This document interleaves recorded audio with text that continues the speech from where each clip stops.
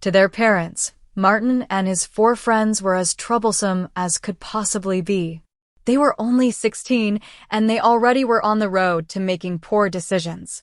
They drank, experimented with substances, constantly defied and challenged their parents, and recently were released from police custody after trespassing on an elderly man's property and damaging several items and taking others without permission.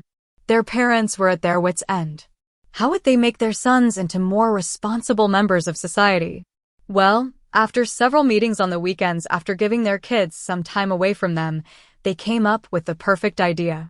It wasn't until a month later that their plans were done, and a further month and a half until the results were ready to be put into effect. But today the waiting was over. It was time for the 5 boys to receive their discipline and to finally take it to heart. Because they knew that after today, their teenagers would be a lot easier to manage and actually contribute something positive for once in their lives. The first weekend of their Easter holidays was a welcome time for the boys. They had arranged to meet up at Martin's house and then play some video games in his room. Their mothers had come with them as well, and they had told their sons that they were meeting up with each other at Martin's house for coffee. As soon as all 4 of Martin's friends were upstairs in his room and busy playing games, the plan was put into motion. It was about 11 o'clock, 2 hours since they had arrived, before Martin's mom, Mrs. Andrews, called the 5 down to give them a quick announcement. The 5 boys came down and into the dining room, where the 4 mothers were sitting at the table and 5 spare chairs were set out for each boy. Mrs. Andrews motioned to the chairs. "Take a seat," she said firmly. The boys sat down and waited. The mothers looked at their sons. Martin was a smallish boy, with messy brown hair and piercing blue eyes. His clothes were usually a black pair of jeans with several rips and tears, and a red t-shirt with one sleeve torn off and the other torn off just before the shoulder. You usually never saw him without a toothpick in his mouth, as he insisted it would make him look cool. His friends looked like they came from all kinds of backgrounds. Louis Fisher was a large kid in terms of height, and he looked more like he was 18 instead of only 16. He had deep green eyes and incredibly short jet black hair. He wore a basketball shirt and a long pair of blue jeans. Like Martin, he and the others all had toothpicks in their mouths, as it was also a way to identify who was in their group as well as a fashion statement. Marco Hopkins was a boy with a similar build to Martin. He was small and had pretty much the same muscle density. He wore a green and blue version of Martin's outfit, only with the sleeves kept on. Unlike the others, he also had a bandana around his neck. He had deep brown eyes and dark brown hair with a hint of blonde. Sam Barker had a medium build and a decent muscle density. He had a black t-shirt and black jeans on, and also a wristband on his right wrist. His eyes were a shocking blue and his hair was black with crimson streaks. His hair was long enough to pass his eyes. However, he kept it gelled back. Leon Hopkins, Marco's brother, was a larger boy, more muscular than the others. He originally wasn't intended to be accepted into the group, but after he defended himself from a student who had begun mocking him, the other 4 began to see some value in him and let him into the group to act as some extra support. He had the same color eyes as Marco, but slightly lighter hair. He wore a torn black pair of jeans and an electric blue t-shirt. The 4 mothers continued. "As you obviously know, you were recently released from police custody, at our expense. We were planning to use the money we spent at the station to secure college dorm rooms for you boys when you leave high school. Now, however, we're not even sure you'll be able to get into college, and as a result, years of saving have been affected in just an afternoon. Well, our punishment for you has taken all this time to prepare, and now it's time for the months of work to be put into effect," Mrs. Andrews explained. Martin looked at her and smirked. "What's our punishment then?" he said mockingly, as if challenging the mothers. "Well, over the past month and a half, you were listening to your favorite songs while at home, and during that time, subtle suggestions were made that were implanted in your subconscious," Mrs. Fisher explained, taking a small item out of her purse and holding it up for the boys to see.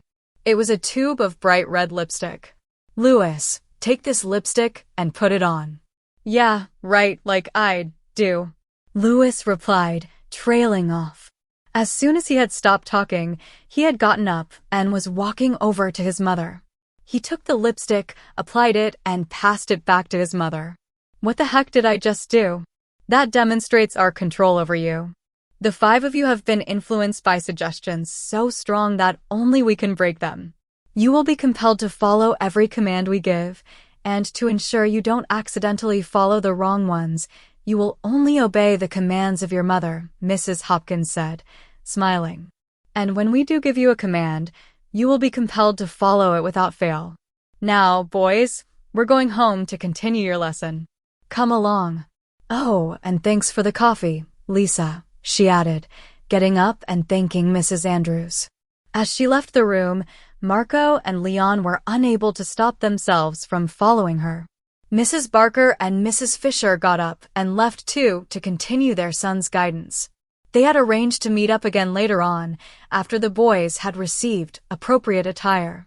Their lesson had begun. A few minutes after Martin's friends and their mothers had left, he stared at his mother for a few moments before she said, "Get up and come with me." She got up and went upstairs, Martin reluctantly following her. When his mother went into the guest bedroom, he saw that the closet had been filled with very feminine clothing. She was sitting on the bed, flashing him a smile. Martin knew that this was going to be an experience from which he may never fully recover. "Sit down, Minnie," his mother said, and he sat down on the bed instantly, and his mother touched his head. "Nap time, sleepy head." Martin fell backwards onto the bed, suddenly very tired. Why did she call me Minnie? Martin thought as he drifted off to sleep incredibly quickly. When Martin woke up, something felt strange. He tried to get up, but found he couldn't. So, he looked around. He saw his mother sitting in a chair at the foot of the bed.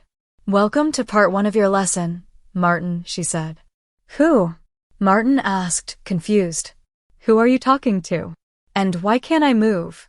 "Oh, I forgot. While you slept, I altered a few things in your mind, such as what you think your name is." "What is it again?" his mother asked. "How could you forget?" "My name's Minnie," Martin replied. Instantly, he realized what he had said, and his true name returned to his mind. He wasn't Minnie, he was Martin. What the? Why did I think my name was Minnie? See what I mean? You'll say that your name is Minnie when asked. "And what do you like to do?" his mother replied. Martin tried not to answer, but he couldn't help himself. "I like to go shopping for dresses, and I also like to go to fashion shows, and just about every other girly thing there is," Martin said, his voice subconsciously becoming higher as he spoke. "Oh, I see you noticed another effect. Each time you answer a question like that, you will subconsciously make your voice a little higher than before. Plus, there are a few more triggers that only I can take advantage of, such as this one," his mother said, before adding, "date night." Suddenly, Martin found that he was able to move, and when he looked down, he realized he wasn't wearing anything. He ran into his room and pulled out one of his favorite outfits, a black halter top with a matching miniskirt and black underwear. He finished the outfit with a pair of black boots. He put them on and walked back to his mother with no trouble. He paid little attention to the fact that he was walking incredibly easily in the boots. "Nice outfit, Minnie," Mrs. Andrews said, with a smile. As soon as the name Minnie was mentioned, everything rushed back to Martin. "Why did I put on these clothes?" he asked. Simple. Once again, it was part of the plan. Whenever you get dressed, do your hair, and the like, you will enter what I call Minnie mode. During that time, you will think that your name is Minnie and you will instantly know how to do things like apply makeup and how to wear certain clothes. That will last until either you realize that you are a boy or unless I release you from it. Oh, and every time you do something incorrectly, Minnie mode will activate again and you will be a younger version of Minnie. 10 times and you'll think that your name is Minnie and that you're 6, his mother explained, finishing with a playful smirk.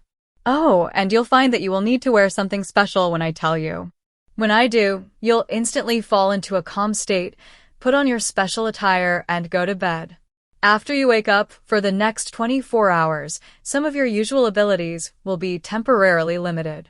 You might find it harder to move around, and you'll be restricted to certain activities that are more suitable for younger ages. You'll also find that wearing certain clothes will make you feel uncomfortable, and wearing the wrong items will trigger a correctional response. Mrs. Andrews smiled knowingly, and if you try to ignore these changes or disobey, there will be consequences. However, there is a chance for you to regain your usual self once you understand the importance of following these new rules. Martin, feeling desperate, ran to his room. He grabbed his usual clothes, determined to avoid what his mother had planned for him. But as he reached for the clothes he thought would help him escape, he froze and found himself walking back to his mother despite his resistance. When he reached her, he stood still, trying to fight the urge to speak. "I've been misbehaving, and I know I need to accept my correction," he said reluctantly. His mother nodded gently. "That's right. But remember, you'll be aware of everything, and you did choose this path yourself." She took a small pouch from the bedside table and handed him a piece of paper. Martin opened it and read aloud the word written on it. "Lucy." "Ah, this one," his mother said with a smile. "Do you remember that time you felt a bit different and woke up feeling like you had a new perspective?" she asked. "Yeah, but was that because of this Lucy thing?" Martin asked, nervous. "Exactly. During this time, you'll feel a shift in how you see things. Not only that, you'll begin to explore things that might feel unfamiliar to you, and that's part of the experience," his mother explained before saying the words that triggered the next phase. "Lucy's here to learn." Martin had been stubborn, reckless, and rebellious for years. His defiance toward his parents, particularly his mother, had reached its peak. After countless run-ins with the law and a history of destructive behavior, Martin's mother, Mrs. Andrews, had reached her breaking point. But instead of punishing him in the traditional way, she and the other mothers decided to teach their sons a powerful lesson in personal growth, responsibility, and accountability. The plan was not to force compliance through fear, but to help them understand the deeper consequences of their actions and how their behaviors affected themselves and the people around them. It wasn't about humiliation or shame, it was about transformation. After Martin's mother explained the special time ahead of him, he reluctantly agreed to the plan, though he didn't fully understand what was to come. What he didn't realize was that his mother's actions were not just about control. They were about creating a shift in his perception, helping him recognize the immaturity in his ways, and giving him the opportunity to rediscover his true self. As Martin lay on his bed, the words his mother had spoken echoed in his mind. He wasn't sure what would happen next, but a strange calm settled over him. He allowed himself to drift off to sleep, and when he woke up, the world seemed different. The room was quieter, and there was an unfamiliar stillness in the air. The usual resistance in his mind had softened. When he tried to move, he found it harder to do so. His movements were sluggish, and he felt strangely detached from his usual self. For the first time, he felt vulnerable, not in a physical way, but emotionally. His mind wasn't racing with rebellious thoughts or a need to escape. Instead, he found himself listening, trying to understand. His mother stood at the foot of the bed, watching him closely. "Good morning, Martin," she said softly, her voice calm yet firm. "I see you're starting to understand the effect this experience is having on you." Martin blinked, still trying to process everything. "I don't understand," he whispered. "What is all of this? Why is everything different?" Mrs. Andrews sat beside him and placed a gentle hand on his shoulder. "You're beginning to see that growth isn't easy, Martin. It requires you to feel uncomfortable, to question who you've been and what you've done, and then to make the conscious choice to change." Martin hesitated before speaking again. "But I've always been like this. I've always been tough, defiant, a kid who didn't care about anything. And that's what we need to address," his mother responded. "You've spent years running away from responsibility and emotions. Now, it's time for you to face the consequences of your actions and the path that leads you back to yourself, but in a healthier way." The following days were challenging. Martin felt as though he was in a fog, disconnected from his usual self. His mother's rules and instructions guided him through each day, forcing him to confront the choices he'd made and the people he'd hurt along the way. His mother encouraged him to reflect on his behavior, not just in terms of obedience, but in terms of understanding the emotional pain that drove his reckless actions. Martin began to see that his anger and defiance weren't the result of a lack of discipline, but a response to feeling misunderstood and lost. Each day, Martin participated in activities that made him feel more grounded, journaling, helping with chores, cooking dinner, and most importantly, engaging in conversations that made him face the hurt inside. The process was slow, and it often felt like he was walking through a fog, but with each step, he could feel himself becoming more present, more aware of his actions. One evening, after spending hours reflecting on his past actions, Martin finally spoke to his mother from a place of honesty. "Mom, I never realized how much I was pushing people away. I thought being tough and rebellious would protect me, but it only made me more isolated," Martin confessed, his voice breaking with emotion. "I'm sorry.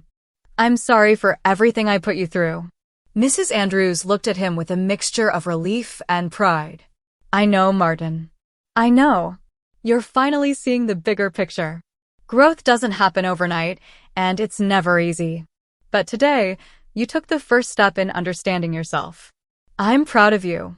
Martin smiled faintly, but it was the first genuine smile in a long time. "I'm proud of myself, too. I never thought I'd say that, but I feel like I'm finally starting to understand who I really am." The weeks that followed were a period of self-discovery for Martin. He and his mother continued to work together, and slowly, he began to regain control over his own life. He became more responsible, more open, and, most importantly, he found a way to make amends with those he had wronged. His relationship with his mother was no longer defined by tension and rebellion. Instead, it became a partnership built on mutual respect and understanding. And as Martin started planning for his future, applying to colleges, thinking about career paths, and making choices that aligned with his values, he realized that the punishment had been more than just a consequence. It had been a catalyst for his transformation. He wasn't the same person he had been before. The boy who once lived in anger and defiance had given way to someone who was more aware, more grounded, and more hopeful about the future. His mother, too, had changed. She had learned that sometimes the toughest love comes not from punishment, but from giving a child the space to grow and discover their true potential.